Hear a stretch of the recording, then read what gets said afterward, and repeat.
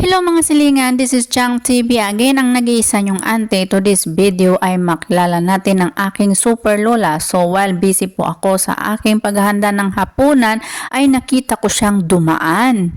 Manine, asa ka ba do?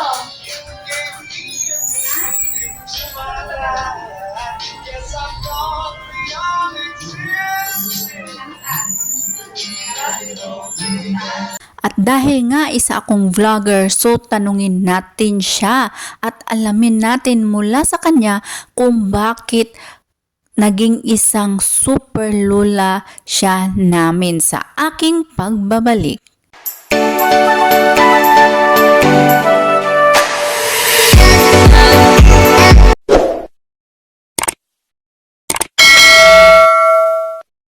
So ito na nga mga silingan, pinaupo ko na yung lola ko, kinausap ko na siya, in-interview ko na siya, kaya gusto kong malaman yung buhay niya.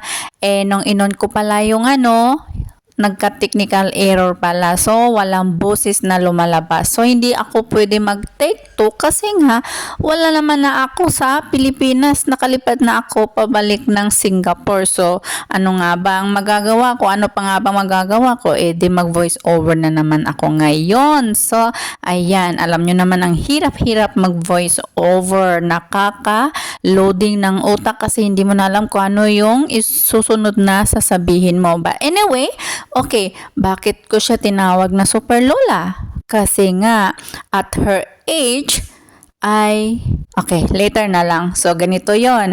Yung lola ko na yan ay mama ng nanay ko. Syempre, mama ng nanay ko, lula ko talaga, no? So, yan, just kidding. Yes, siya yung lula na, literal na, nagmamahal talaga ng mga apo. Nagdidipinsa ng mga apo. Pag yung tatay ko noon, hinahampas ako or pinapala ako, pupunta yan kaagad sa amin para ipagtanggol niya kami. So, pag pumupunta naman kami doon sa bahay niya, ay talagang bibigyan ka ng mga candy. Ang pinaka hindi ko makalimutan sa kanya is yung bukayo niya. So, alam nyo naman siguro kung ano yung bukayo. So, yan yung yung obra. So, yun yung obra niya. Anyway, guys, yung lola kong yan, bakit siya naging super lola? Paulit-ulit, no? Kasi, at her age, never pa talaga siyang na-hospital. See? Bravo. Thank you, Lord. Hindi pa siya naka-experience ng na-hospital. Bakit? Kasi, masyado niyang inaalagaan yung sarili niya. Naalala ko nga noon, pag may regla ako, sabihin niya sa akin na, oy, wag kang maligo kasi may regla ka. So, sa kanya din, hindi siya naliligo pag may regla siya, hindi siya naliligo pag puyat siya, at saka, kumakain naman siya ng mga pagkain na like, for example, yung mga junk foods, or yung may taba, or yung karne. Hindi naman niya binabawalan yung sarili niya, pero limitado. Limitado lahat ang ginagawa ng lola ko at saka ayaw na ayaw niyang magpuyat. Yan yung mga sikreto niya sa buhay niya, guys. Kaya talagang never siyang nagkasakit or may mga komplikasyon man, wala. And thank you Lord, talagang wala. Mas malakas pa siya sa nanay ko kasi yung nanay ko ang tigas ng ulo. Ayaw magpasabi, ayaw niyang pagsabihan siya ng mga anak niya. So, yung lola kong yan, talagang maalaga siya sa sarili niya. So, umiinom din yan ng tuba, pero kokonti. So, ngayon, nai-enjoy niya pa yung buhay niya kasi nga, healthy pa siya. Although, medyo masakit na yung tuhod niya, as normal naman siguro yan. Isa sa mga dahilan kung bakit ako humanga sa aking lola, dahil sa at the age of 30 years old, naging balo siya. And then, iniwan siya ng lolo namin na may 7 anak.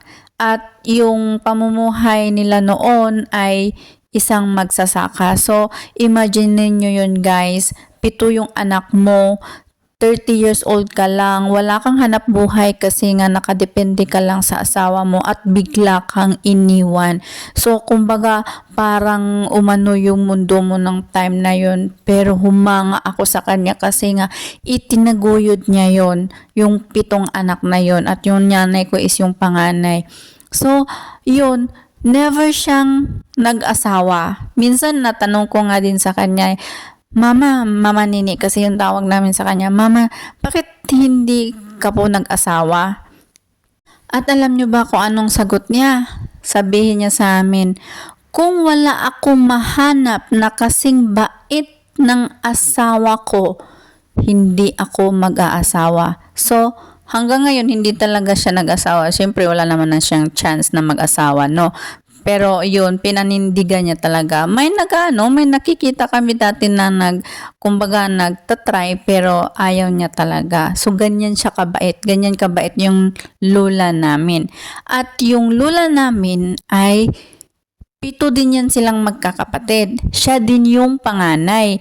Pero siya lang din yung natira ngayon. So the rest is nawala na rin. Kumbaga natsugi na rin silang lahat at siya na lang din yung natira. At ang lola kong yan, siya yung dahilan kung bakit ako nakapag-aral, bakit ako nakatungtong ng kolehiyo dahil sa kanya. Dahil noon may naghahanap ng mga mahihirap na mga bata na gustong mag-aral. So, prinisinta niya ako. Kaya yun, nakuha ako. Kaya dahil sa kanya, nagkaroon ako ng tsansa na makapag-aral. Imagine niyo, ako lang po yung nakapag-aral sa amin noon na nakatungtong hanggang kolehiyo. Pero nga, hindi nga natapos, 'di ba? So sad. Pero wala ganun ang buhay. Pero dahil nga sa kanya, dahil sa tulong ng lola kong yan, kaya ang laki ng utang na loob ko sa lola ko kasi dahil sa kanya, nakapag-aral ako. Ito pa, may isa pa talaga. Yung lola kong yan ay hindi talaga nakadepende doon sa mga anak niya. Alam mo ba, since before na nagkaroon ako ng isip, hindi talaga yan nakadepende sa anak. Nagbubukod yan, may sarili niyang kubo or bahay or whatsoever, basta doon siya tumitira mag-isa. Ayaw niyang makikitira doon sa mga anak niya kasi ayaw doon niyang mapagsabihan ng anak niya na, oy, bakit hindi ka nagito, no? Ganyan. So, ayaw niya yun. Kaya nagbukod talaga yan hanggang ngayon. So, mag-isa siyang nakatira sa bahay nila. So, guys, ang dami ko nang sinasabi pero ito na nga, age reveal na tayo. So, my lola she is 89 years old and thank God kasi nga ayan malusog at walang dinaramdam na sakit. So yan guys, so ang sabi lang niya sa akin, alagaan nyo yung sarili nyo kasi yung sarili nyo, yung investment nyo sa buhay. Kasi kung hindi nyo inaalagaan ang sarili nyo, magkakasakit kayo. Which is totoo nga naman. 'Di ba? Minsan napabayaan natin yung sarili natin dahil sa kakaisip ng ibang tao or sa pamilya natin.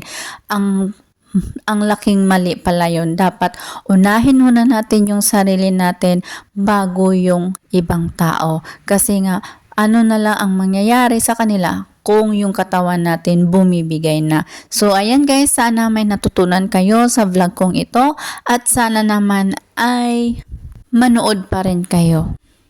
Sa lahat ng mga nanonood, laging pakatandaan na alagaan natin yung sarili natin dahil may kasabihan tayo na kung ano ang yung itinanim, ayun din yung aanihin. Maraming salamat guys. This is Chang TV again and see you and God bless you all. Bye-bye!